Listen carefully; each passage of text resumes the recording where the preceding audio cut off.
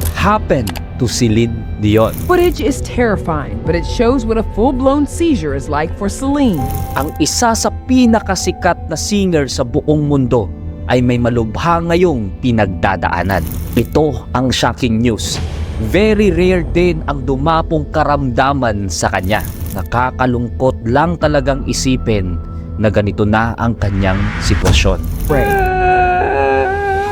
Ano na nga ba ang sitwasyon niya ngayon? Gaano ito kalala? At makakabalik pa ba siyang muli sa pagkanta? Although she always believed in the power of dreams, but could this be her nightmare? Friend, in this video, you will see how Celine Dion became worldwide superstar and how is she right now. Here is the resilient Celine Dion.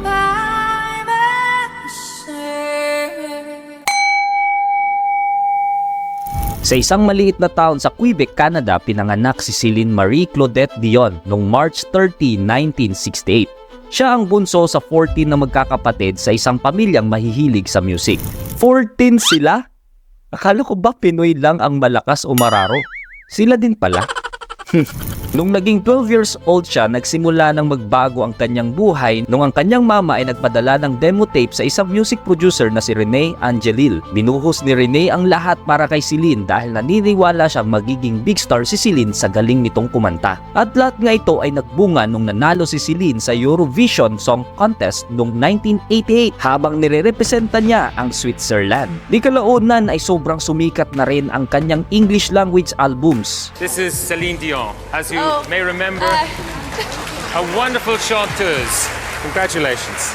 Thank you. Ang kanyang album na Unison and Falling Into You ay naging big hit worldwide and this solidified her status as a global star. 1994, kinasal sila ng kanyang manager and producer na si Rene at nagkaanak. Despite sa pagkakaroon na ng family ni Celine at priority niya talaga ang pamilya niya, ay hindi ito naging hadlang for her para mag-perform. Their team made a world tour. Is that alright, Shanghai? Is that alright, Cape Town? Is that alright, Copenhagen? Is that alright, Dubai? Is that alright, Los Angeles? Is that alright, Melbourne? Kasama niya ang buong pamilya niya, pati mama niya at picture ng kanyang anak. But even though na naikutan ni Celine ang buong mundo, ay may part sa kanya na malungkot siya. If you had to go anywhere, where would you go? Like a country or a state? I know you know that I've traveled the world many times. And do you believe me if I tell you that even though I traveled the world and I didn't really see anything? Strange, isn't it? Sometimes you call that a price to pay. Noong 1997 ay dito na nirelease ang pinaka-iconic song niya na My Heart Will Go On na naging soundtrack ng blockbuster movie Titanic. My Heart Will Go On, Celine Dion. It became one of the most iconic songs and won several awards. Isa na dyan ang Academy Award for the Best Original Song and Grammy Award for the Record of the Year 1998. Pero lahat ng ito ay napalitan agad ng lungkot dahil noong 1998 na-diagnose ang kanyang husband ng throat cancer. How ironic, she is blessed with a golden voice pero ang kanyang husband got a throat cancer. Kalaunan ay naging okay rin naman si Rene pero noong 2013 ay bumalik ang kanyang cancer and 2016 he passed away. Parang lumubog lahat tulad ng Titanic ang mundo ni Celine. Bumalik lang ulit si Celine after siyang pakiusapan ni Ryan Reynolds para kumanta sa soundtrack ng Deadpool 2. Sunod-sunod na sana ulit ang projects ni Celine this recent years pero madami dito ang na-cancel dahil may pinagdadaanan na palang matinding sakit si Celine. Noong 2022, she revealed that she was diagnosed with stiff person syndrome. It is a rare neurological disorder. I've been dealing with problems with my health for a long time.